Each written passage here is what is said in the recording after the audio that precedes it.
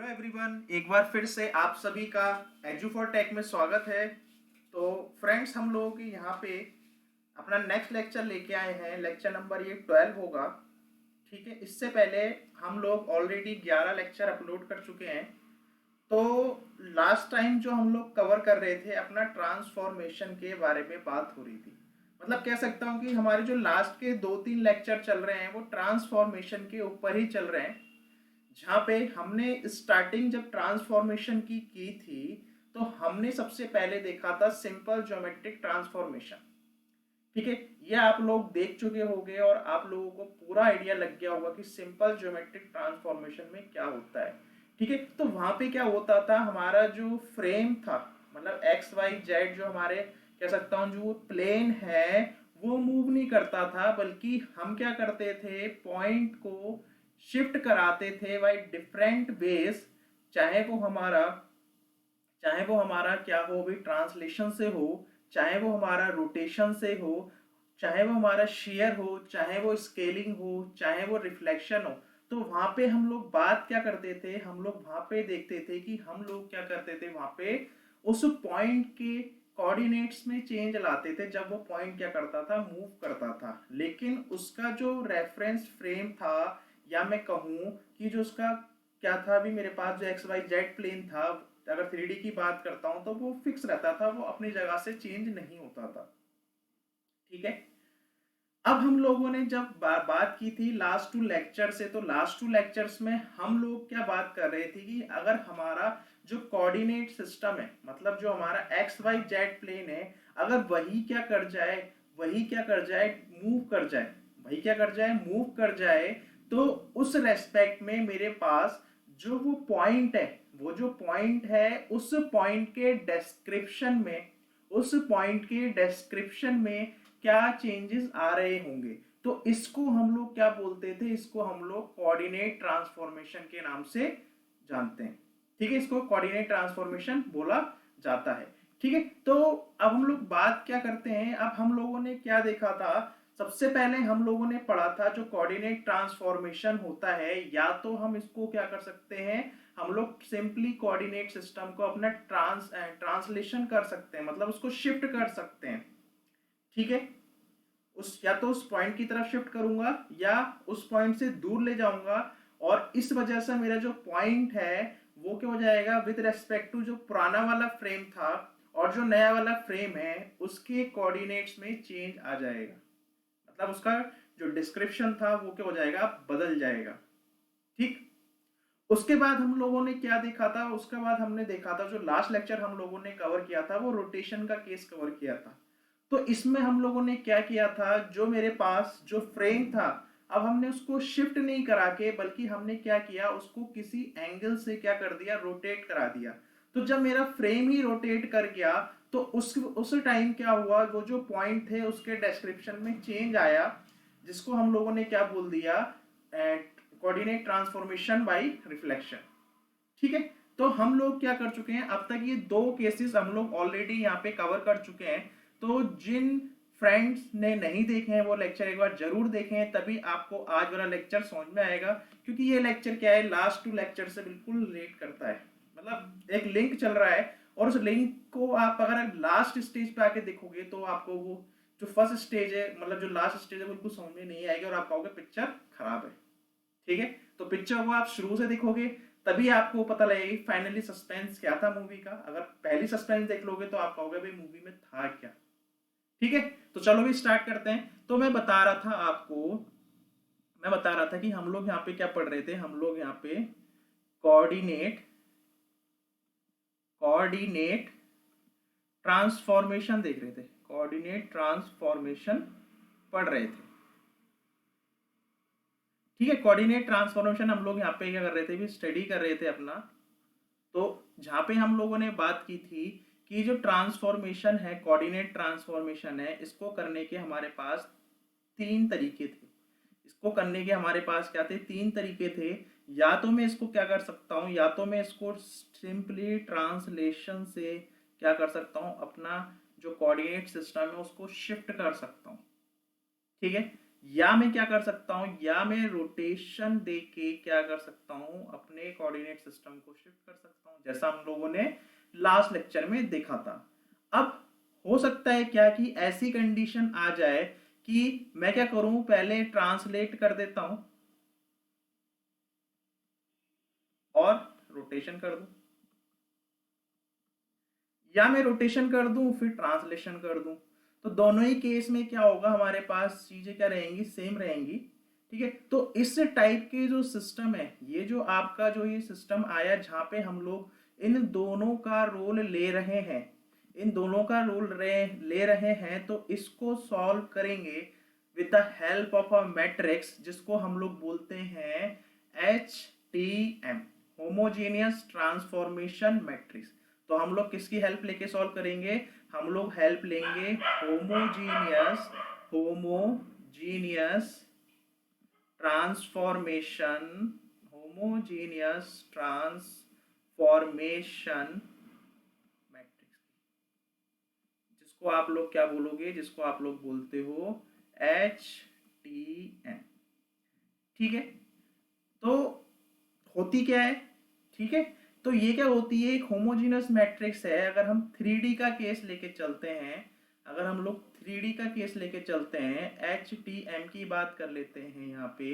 अगर मैं, भाई होता है क्या है हमारे पास बेसिकली, या तो 2D रेफरेंस प्लेन होगा, या हमारे पास क्या होगा 3D रेफरेंस प्लेन होगा, या तो 2D प्लेन होगा या 3D रेफरेंस प्लेन होगा। तो अगर 2D प्लेन है तो ये जो एसटीएम की जो मैट्रिक्स है हमारे पास, ये हो जाती है 3x3 की मैट्रिक्स। ठीक है, अगर मेरे पास ये 3D कह सकता हूँ, 3D प्लेन हम लोग लेके चल रहे हैं, तो ये जो मैट्रिक्स होती है मेरे पास 4x4 की मैट्रिक्स होती है, 4x4 की मैट्रिक्स होती है। ठीक है फ्रेंड्स, यहाँ तक कोई डाउट नहीं होना चाहिए। अच्छा, अब मैं आपसे पूछता हूँ, क्या अगर आपको याद हो, जो हम लोग जब हम लोग क्या कर रहे थे, ट्रांसलेशन कर रहे थे, तो ट्रांसलेशन के केस में हमारे पास जो मैट्रिक्स आई थी, ठीक है, याद है हमारे पास जो फाइनल इक्वेशन आई थी, तो देखो थोड़ी सी आप करेक्शन कर लेना, मैंने वैसे वो पिन कर दिया है। ठीक है, आप लोग देखना कि क्या हुआ था उस टाइम पे बाय मिस्टेक। ठीक है, बाय मिस्टेक की गलती हो गई थी क्या, कि मैंने निकाली थी ट्रांसलेशन मैट्रिक्स की ही बात कर रहा हूँ, फॉर ट्रांसलेशन, ट्रांसलेशन के केस की बात कर रहे हैं, जिसमें हम लोग यही वाला केस लेके चल रहे हैं, कोऑर्डिनेट कोऑर्डिनेट ट्रांसफॉर्मेशन लेके चल रहे हैं। तो वहां पे हम लोगों ने क्या निकाला था, जो 2p आया था, जो नया पॉइंट आया था, उसको मैंने वहां पे गलती से क्या लिख दिया था, वहां पे मैंने इसको 1t2 × 1p लिख दिया था। लेकिन क्या होता है कि हम लोग क्या कर रहे हैं, नए के रेस्पेक्ट में पुराने वाले को क्या कर रहे हैं, यहाँ पे डिनोट लिख रहे हैं। तो ये जो है ना, थोड़ा सा नोटेशन में गलती हो गई थी, इसको सही कर लेना प्लीज। ठीक है, तो ये 1t2 नहीं होगा, ये हमारा हो जाएगा, ये हमारा हो जाएगा 2t1, 2t1 हो जाएगा। ठीक है, इस चीज का प्लीज आप करेक्शन कर लेना, प्लीज आप करेक्शन कर लेना, ये छोटी सी एक मिस्टेक हो गई थी, मैंने वैसे पिन कर दिया है इस चीज को। ठीक है, आप इस चीज को देख लेना, क्योंकि हमेशा क्या होता है, हम लोग इसी तरीके से लिखते आ रहे थे, बाकी रोटेशन का तो हम लोगों ने सही लिखा था। ठीक है, ये इसमें तो थोड़ा सा क्या हो गया था, ये चीज आप लोग प्लीज सही कर लेना इसको। ठीक है, तो अब मैं आपसे पूछता हूँ, यहाँ पे मैं आपसे पूछता हूँ कि आप मुझे ये बता सकते हो, 2t1 वाली जो मैट्रिक्स आई थी, 2t1 वाली मैट्रिक्स आई थी, वो उसकी मैट्रिक्स क्या बनी थी, ये कौन सी मैट्रिक्स थी, ट्रांसफॉर्मेशन मैट्रिक्स थी, ट्रांसलेशन की। तो इसकी वैल्यू क्या थी, तो हमने वो देखा था कि ये जो मैट्रिक्स बनी थी हमारे पास, इसको हम लोगों ने लिखा था 1 0 0 dx, फिर हम लोगों ने लिखा था 0 1 0 dy, फिर हम लोगों ने लिखा था 0 0 1 dz, और हम लोगों ने फिर क्या करा था, नीचे हम लोगों ने नीचे लिखा था भी 0 0 0 1, ताकि हम लोग डिटर्मिनेंट को सॉल्व कर सकें। तो ये हमारे पास क्या आई थी, ये वाली जो मैट्रिक्स थी, ये कोऑर्डिनेट की ट्रांसफॉर्मेशन मैट्रिक्स थी। ठीक है, ठीक है, यहाँ तक किसी को कोई डाउट नहीं होना चाहिए।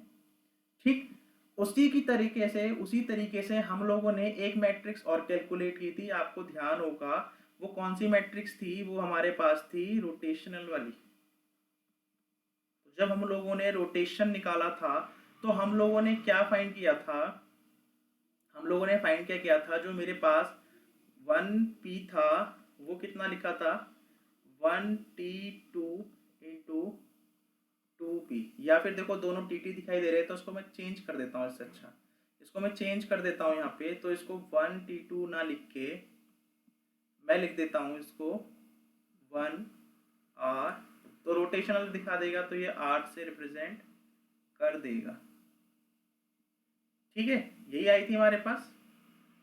ठीक, सही लिखी है ना हमने, हाँ। ठीक है, तो ये हमारे पास आई थी, और इसकी वैल्यू क्या थी हमारे पास, इसकी वैल्यू थी हमारे पास, इसकी वैल्यू हमारे पास कितनी आई थी भी, अगर ये 3D की बात कर रहा हूँ मैं, दोनों केस 3D के लेके चल रहा हूँ, तो इसकी वैल्यू क्या आई थी हमारे पास, आपको याद होगा।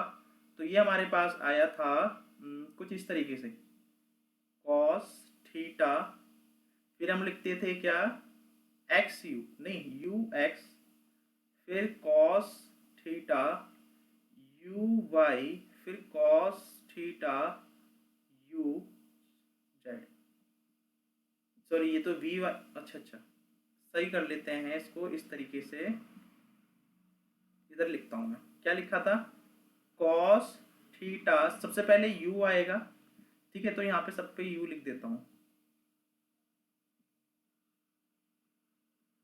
ठीक है, फिर यहाँ क्या चलता है, यहाँ चलता है वी वाला, फिर यहाँ भी वी चलता है, फिर यहाँ भी वी चलता है, फिर यहाँ क्या चलता है, यहाँ हमारा चलता है डब्लू, यहाँ चलता है डब्लू, और यहाँ चलता है डब्लू। ठीक है, अब क्या आएगा अभी हमारे पास, अब हमारे पास ये चलता है एक्स, ठीक है, ये भी एक्स, ये भी एक्स, ये चलता है वाई, वाई, वाई, ये चलता है जेड, जेड, जेड।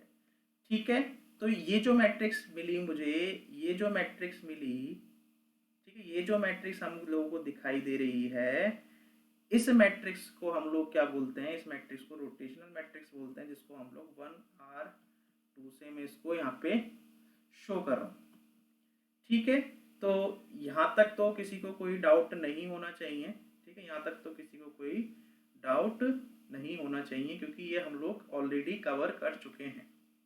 ठीक है, और हम लोगों ने क्या देखा, हम लोगों ने यहाँ से एक रिजल्ट भी निकाला था क्या, कि जो हमारे पास जो 1r2 होता है वो क्या होता है 2r1 का क्या होता है इनवर्स, और ये किसके इक्वल होता है 2r1 का ट्रांसपोज।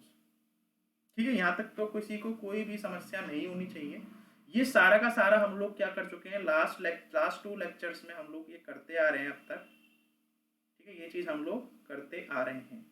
अब हमें क्या करना है, हमें होमोजीनस ट्रांसफॉर्मेशन मैट्रिक्स के बारे में बात करनी है यहाँ पे।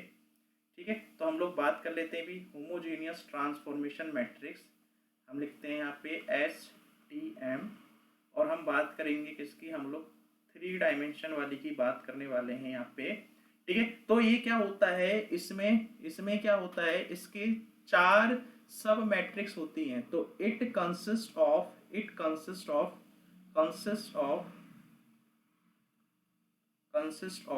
4 सब मैट्रिक्स।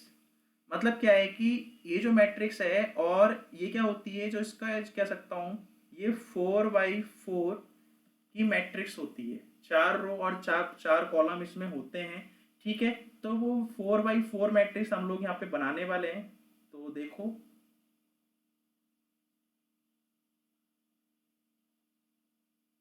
ठीक है, ठीक, यहाँ तक तो कोई दिक्कत नहीं है। अब हम क्या करते हैं भी, इसको डिवाइड कर देते हैं यहाँ पे, तो मैंने बोला ये 4x4 की होगी, लेकिन क्या है कि इसमें कुछ 4 सब मैट्रिक्स होंगी, तो इस तरीके से मैं क्या कर देता हूँ, पहली क्या कर देता हूँ, इस चीज को डिवाइड कर देता हूँ इस तरीके से। ठीक है,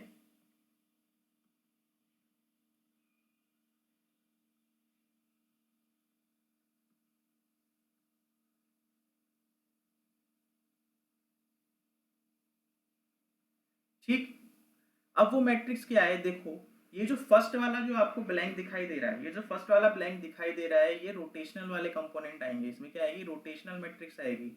तो वो जो मेरे पास मैट्रिक्स थी रोटेशनल वाली, उसको हम लोग यहाँ पे कैसे लिखेंगे, यहाँ लिखेंगे हम लोग, यहाँ लिखते थे भी हम लोग, कौन सी वाली लिखेंगे, विद रेस्पेक्ट टू 1 0 0, फिर लिखते थे भी 0 0 1 0, फिर लिखते थे 0 0 और 1। ठीक है, और फिर क्या आता था मेरे पास dx dy dz। फिर हम लोग लिखते थे 0 0 0 0 0 0, और ये मेरा आता था 1। ठीक है, ठीक, तो ये क्या होगा, इसके 4 पार्ट हो गए इस मैट्रिक्स की। तो ये जो कंप्लीट 4x4 की मैट्रिक्स आपको दिखाई दे रही है, ये होमोजीनस ट्रांसफॉर्मेशन मैट्रिक्स है। अब इसमें आप एक चीज नोटिस कर रहे होंगे क्या, कि आपको दिखाई दे रहा होगा कुछ इसके पार्ट्स है। ठीक है, तो ये जो पोर्शन आपको दिखाई दे रहा है, ये वाला पोर्शन,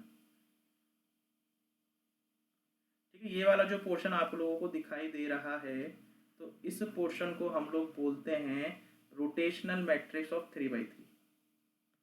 ठीक है, तो इसको हम लोग क्या नाम से बोलेंगे, इसको हम लोग बोलेंगे, इस वाली मैट्रिक्स को जो आपको ये दिखाई दे रही है, ये 3x3 मैट्रिक्स है, 3x3 मैट्रिक्स है, और ये क्या है भी, रोटेशनल मैट्रिक्स है।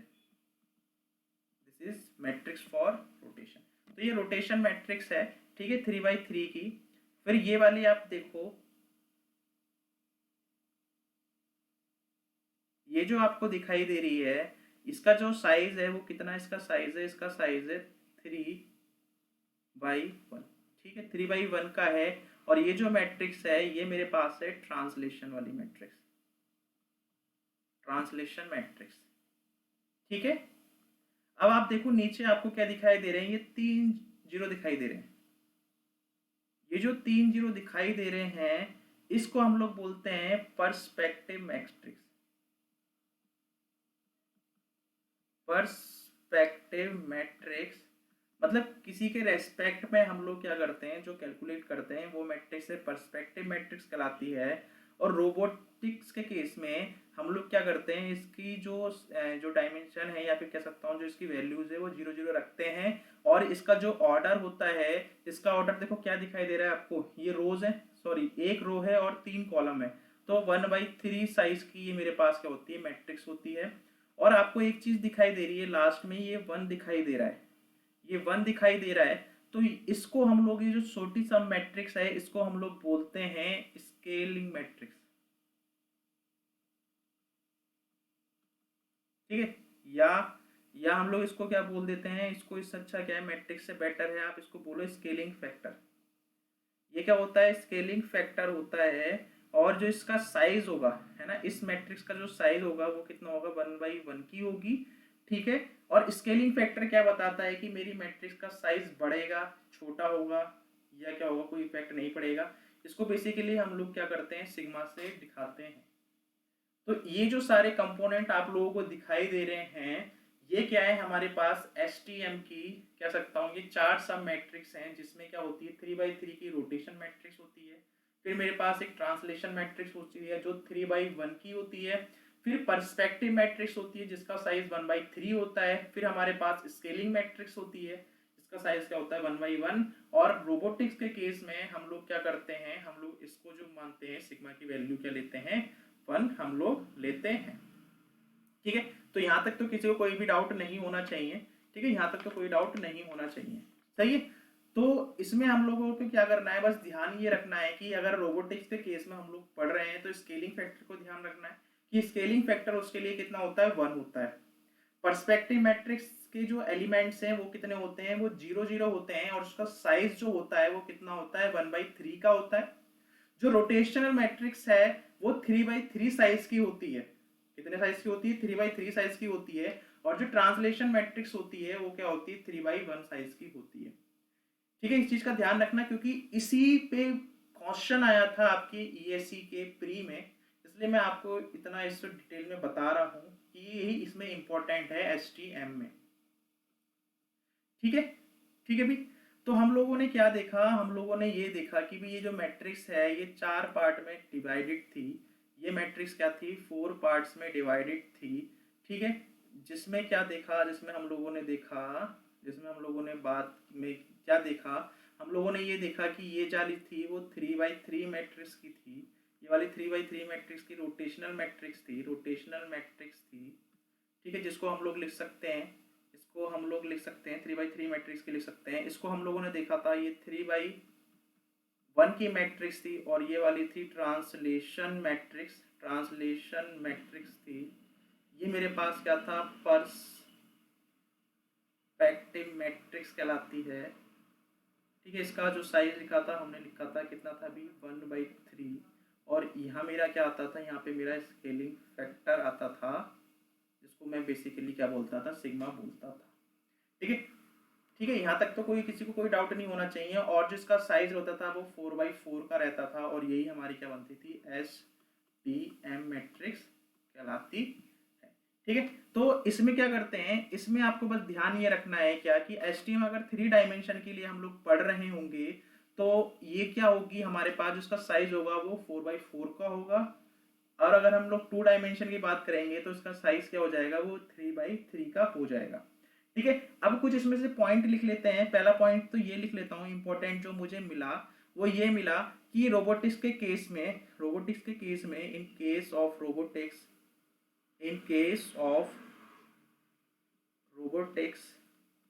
Scaling factor sigma should be equals to 1। ठीक है, ये हमारे पास क्या होती है, हम लोग बोलते हैं रोबोटिक्स के केस में। ठीक है, लेकिन कह सकता हूं अगर सिग्मा की जो वैल्यूज होती हैं वो वेरी करती हैं, सिग्मा की वैल्यू वेरीज करती हैं। अगर मेरे पास जो सिग्मा की वैल्यू क्या होती है 1 से बड़ी हो जाए, सिग्मा की वैल्यू अगर 1 से बड़ी हो जाए तो ये जो स्केल होगा ये बढ़ जाएगा। जैसे हम लोगों ने स्केलिंग पढ़ी थी तो ये स्केल बढ़ जाएगा, तो इसको हम लोग बोल देंगे क्या, इसको बोल देंगे एनलार्जिंग फैक्टर। ये हो जाएगा मेरे पास एनलार्जिंग फैक्टर। सेकंड क्या पॉइंट हो सकता है, सेकंड पॉइंट आ सकता है कि अगर सिग्मा की वैल्यू 1 के इक्वल हो जाए तो इसको हम लोग बोलेंगे फुल साइज फैक्टर।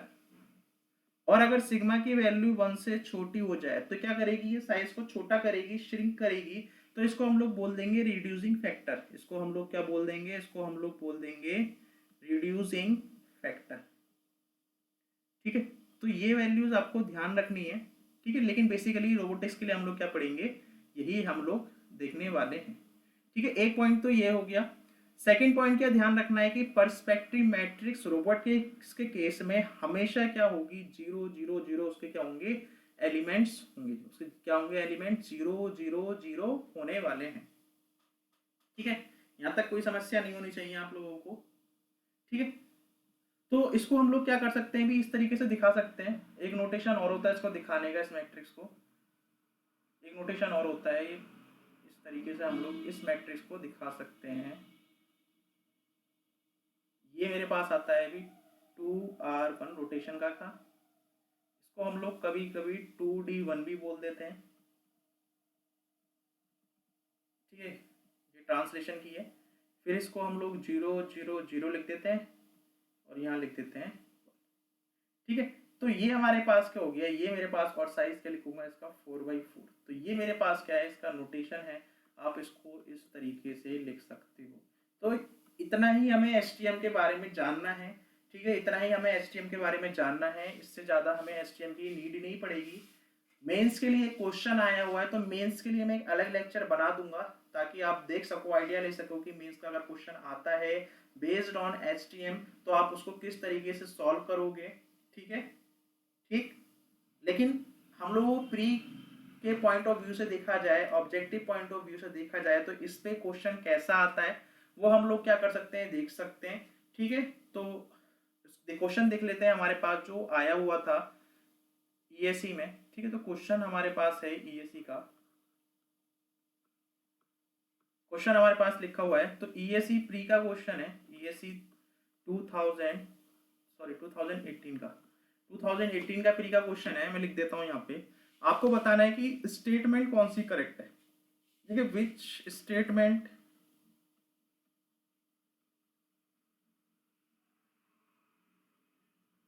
आपको बताना है कि कौन सी स्टेटमेंट ट्रू है विद रेस्पेक्ट टू STM के रेस्पेक्ट को देखते हुए कौन सी स्टेटमेंट ट्रू है। तो हमारे पास ऑप्शन थे, मतलब जो स्टेटमेंट थी वो ये थी, सबसे पहली स्टेटमेंट ये लिखी थी, considered to be consisting of 4 subsystem, consider to be consisting of 4 subsystem। पहला पॉइंट तो ये लिखा हुआ था। सेकंड पॉइंट क्या लिखा था? सेकंड पॉइंट ये लिखा था upper left 3x3 matrix, upper left 3x3 matrix, 3x3 matrix represent position vector, represent position vector. Third point क्या लिखा था? थर्ड स्टेटमेंट थी upper right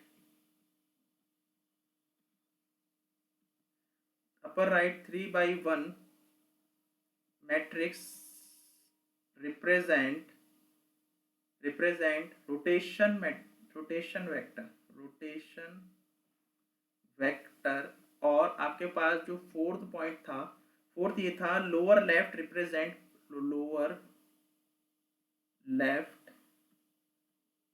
represent perspective vector. फिर आपके पास ऑप्शन थे, तो बताओ भी इसमें से एसटीएम के पॉइंट ऑफ व्यू से, मतलब एसटीएम के लिए कौन सी स्टेटमेंट सही है या गलत है, आप मुझे बताओ। तो सबसे पहला पॉइंट पढ़ते हैं, consider to be consisting of 4 sub system. तो क्या एसटीएम 4 सब सिस्टम में बांटती है? बिल्कुल सही बात है, इसके 4 पार्ट्स होते हैं, ठीक है। फिर उसमें बाद क्या लिखा हुआ है, तो मतलब ये वाली तो सही है। उसके बाद देखो upper left 3x3 matrix represent position vector, तो क्या ये पोजीशन वेक्टर को दिखाती है? नहीं ना, ये पोजीशन को नहीं दिखाती है। जो 3x3 मैट्रिक्स होती है ये किसको दिखाती है? रोटेशन को दिखाती है। किसको दिखाती है? रोटेशन को दिखाती है। मतलब ये वाली स्टेटमेंट क्या हो गई मेरे पास? रॉन्ग हो गई। उसके बाद देखो upper right 3x3 matrix represent rotation vector, नहीं, तो ये क्या हो गया? उल्टा हो गया ना केस। ये रोटेशन का नहीं है, ये ट्रांसलेशन का है, या फिर पोजीशन वेक्टर को दिखाती है। तो ये पोजीशन वेक्टर को दिखाती है, ना कि रोटेशन वेक्टर को दिखाती है। और जो ये लास्ट पॉइंट लिखा, मतलब ये भी मेरा क्या हो गया? रॉन्ग हो गया। और ये लास्ट पॉइंट लिखा है lower left represent perspective vector, तो जो लास्ट में हमने देखा था जिसमें 3 एलिमेंट, मतलब 3 जीरो थे, उस एलिमेंट्स के कितने थे? वो कौन सी थी? पर्सपेक्टिव वेक्टर की मैट्रिक्स थी। तो इसका मतलब क्या होना चाहिए? इसका आंसर जो होना चाहिए 1 and 4 only. 1 and 4 only statements are true and rest others are false, ठीक है। तो ये जो हमने देखा, ये जो सारा कह सकता हूँ कि सारी की सारी जो बातें हुई हैं ये किसके रिगार्डिंग हुई है? ये हमारे पास एसटीएम, जिसको आप होमोजेनस ट्रांसफॉर्मेशन मैट्रिक्स बोलते हो, होती क्या है? ये 4x4 की मैट्रिक्स होती है, जिसमें क्या होते हैं? 4 सब सिस्टम होते हैं या फिर 4 सब मैट्रिक्स होती हैं, जिसमें जो हमारे पास जो लोअर लेफ्ट होता है, अपर वाला, अपर लोअर लेफ्ट होता है, वो क्या होती है? 3x3 साइज की एक मैट्रिक्स होती है जो रोटेशन को रिप्रेजेंट करती है। फिर हमारे पास जो अपर राइट होता है 3x1 का, वो क्या रिप्रेजेंट करता है? वो हमें पोजीशन वेक्टर या फिर कह सकता हूँ ट्रांसलेशन मैट्रिक्स को रिप्रेजेंट करता है। फिर लोअर लेफ्ट वाली जो हमें दिखाई देती है वो क्या होती है? पर्सपेक्टिव मैट्रिक्स होती है। और जो हमारे पास जो लोअर राइट बचता है उसमें क्या होती है? स्केलिंग मैट्रिक्स या फिर स्केलिंग वेक्टर, आप वेक्टर उसको बोलते हो। तो ये जो सारी कहानी है ये हमारे पास किसकी है? ये हमारे पास HTM की होती है। अगर वो 3D का केस आता है तो 3D में हमारे पास जो साइज होता है मैट्रिक्स का वो 4x4 का होता है, ठीक है। और अगर मेरे पास किसका आता है भी, अगर 2D का आता है तो 2D में हमारे पास क्या होगा? जो साइज होगा वो उसका रिड्यूस हो जाएगा, वो 3x3 की हो जाती है। तो दिस इज ऑल अबाउट, कह सकता हूँ आपके पास ये जो ट्रांसफॉर्मेशन का था, ये जो ट्रांसफॉर्मेशन का था, जो हमारे पास तीनों केस आए थे वो हम लोग यहाँ पे क्या कर चुके हैं? कंप्लीट कर चुके हैं, ठीक है। और हम लोगों ने ईएससी का क्वेश्चन भी इवन यहाँ पे देख लिया है। तो आप भी ऑब्जेक्टिव देख लेना, जो भी कोई ऑब्जेक्टिव बनता है इससे आप प्लीज उसको एक बार देख लेना। थ्योरी पॉइंट ऑफ व्यू से ये भी आपके लिए अच्छा खासा एक टॉपिक है। और एसटीएम काफी इंपॉर्टेंट है, हर बार आपको क्वेश्चन कुछ ना कुछ देखने को मिल जाता है। मेंस के पॉइंट ऑफ व्यू से देखा जाए तो ये जो टॉपिक है काफी इंपॉर्टेंट है, ठीक है। तो कैसा वीडियो लगे प्लीज हमको बताना, वीडियो को लाइक जरूर करिएगा। कोई भी क्वेरी वगैरह हो कमेंट करिए, कमेंट करके बताइए कि हम जो काम कर रहे हैं, आपको ये जो वीडियो प्रोवाइड कर रहे हैं, ये आपके लिए बेनिफिशियल है या नहीं है।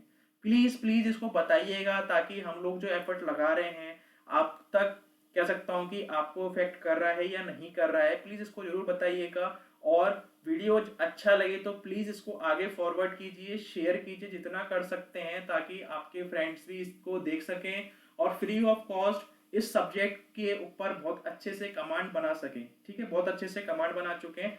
और अगर आप लोगों ने अभी तक चैनल सब्सक्राइब नहीं किया है तो प्लीज़ इसको सब्सक्राइब जरूर कर लें।